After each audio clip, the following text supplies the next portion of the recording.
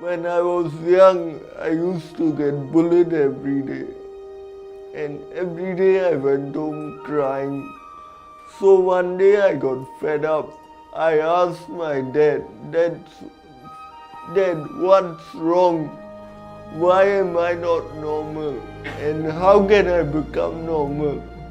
He looked at me, he was shocked because he did not know how to respond to that. He told me, son, there's no cure for cerebral palsy. So I don't know if you can ever be normal. But I promise you, one day you will be better than normal. And that inspired me to write the book called Better Than Normal.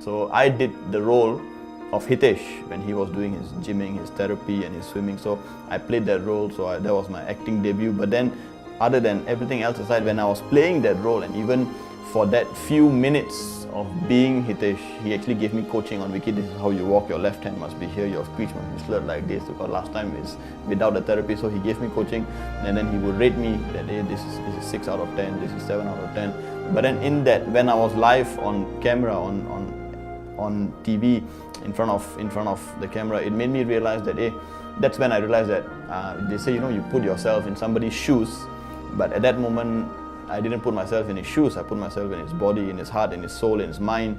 I was there. I was Hitesh for a while, and I realized how challenging, how difficult, how tough it is for me just playing this 10 minutes, 15 minutes role, but for him it is 24 years that he has been. So that actually brought me another sense of enlightenment, I would say that. So even though I am hard on him, even though we do have our quarrels, even though we have a lot of miscommunication sometimes, but I always try to remember that, hey, those 20 minutes I think is something which I will never forget for the rest of my life, because that made me realize that, hey, Hitesh is definitely not somebody who is normal. He's definitely somebody who is better than normal.